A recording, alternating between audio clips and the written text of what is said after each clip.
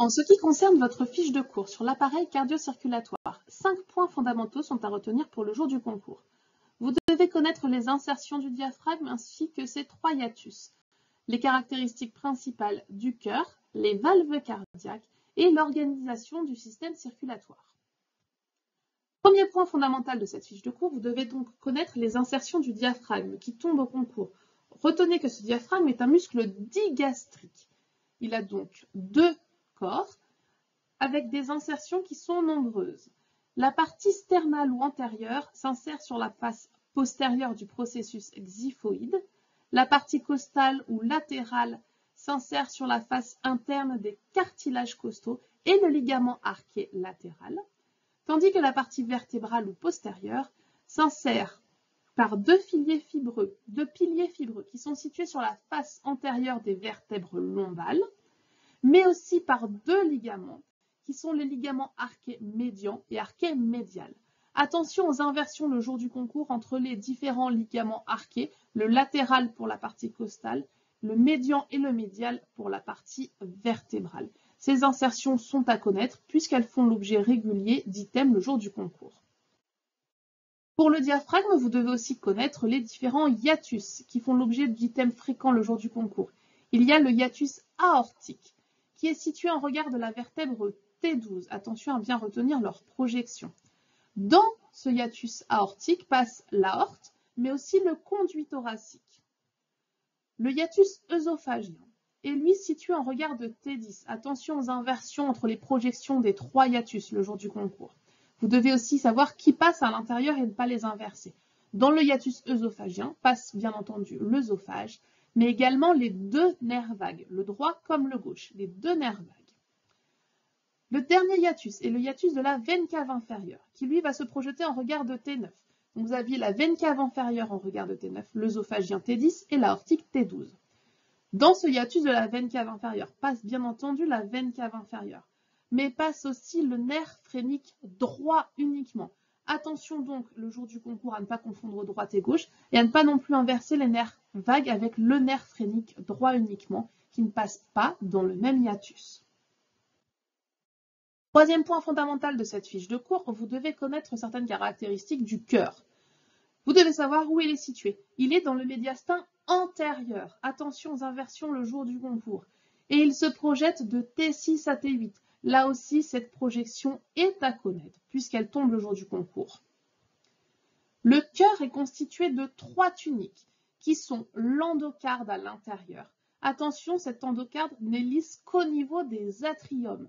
Attention, nombreuses inversions le jour du concours avec les ventricules. L'endocarde est lisse au niveau des atriums. Le myocarde est donc la tunique intermédiaire et c'est un muscle strié. Et le péricarde est la tunique externe. Ce cœur est également constitué de 3 faces, une face antérieure sternocostale, une face inférieure sur le diaphragme et une face pulmonaire à gauche. Attention aux inversions le jour du concours. Ce n'est pas la base qui est posée sur le diaphragme, mais bien la face inférieure. Vous devez également connaître les différentes valves cardiaques. Ces valves cardiaques sont de 2 types. Vous avez les valves sigmoïdes artérielles, qui sont la valve pulmonaire entre le ventricule droit et l'artère pulmonaire, et la valve aortique entre le ventricule gauche et l'aorte. Attention aux inversions droite et gauche entre ces 2 valves. Le deuxième type de valve, ce sont les valves atrio-ventriculaires qui sont donc situées entre les atriums et les ventriculaires. Et les ventricules. Il y a la valve tricuspide qui est située entre l'atrium et le ventricule droit. La valve mitrale, elle est située entre l'atrium et le ventricule gauche. Attention, là encore, aux inversions le jour du concours entre droite et gauche. Ces valves atrio-ventriculaires sont des replis de l'endocarde. Cette notion tombe de manière extrêmement récurrente le jour du concours. Valve atrio-ventriculaire égale un repli de l'endocarde. Dernier point fondamental de cette fiche de cours, vous devez connaître l'organisation du système circulatoire. Le cœur est donc constitué d'atrium et de ventricule à droite comme à gauche. Attention, le cœur droit et le cœur gauche ne communiquent pas. Cela permet de séparer les deux circulations, qui sont la circulation pulmonaire, qui permet la réoxygénation du sang par des échanges gazeux, et la circulation systémique, qui, elle, permet l'oxygénation des organes. Ces notions tombent de manière régulière le jour du concours, il faut donc bien les retenir. Le sang oxygéné va quitter le ventricule gauche par l'aorte, qui va se résoudre en de nombreuses branches pour distribuer justement ce sang oxygéné à tous les organes, dont les poumons.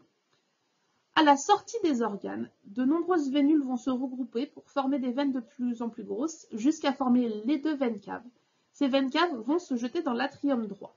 Ce sang désoxygéné va rejoindre le ventricule droit, puis quitter le cœur par les artères pulmonaires. Ces artères pulmonaires vont rejoindre les poumons, où le sang va être oxygéné, puis quitter les poumons par des veines pulmonaires au nombre de 4. Ces 4 veines pulmonaires vont ramener le sang oxygéné dans l'atrium gauche, puis dans le ventricule gauche pour de nouveau rejoindre la aorte. Attention donc, dans la circulation pulmonaire, les artères pulmonaires véhiculent du sang désoxygéné et les veines pulmonaires du sang oxygéné, ce qui est l'inverse de la circulation systémique. Pour conclure sur votre fiche de cours sur l'appareil cardio-circulatoire, vous devez connaître les insertions et les hiatus du diaphragme, savoir qui passe dans quel hiatus et à quel niveau vertébral se projette chacun des hiatus. Vous devez aussi connaître les caractéristiques principales du cœur, les différentes valves cardiaques et l'organisation du système circulatoire. Bien entendu, toutes les autres notions sont présentes dans votre fiche de cours.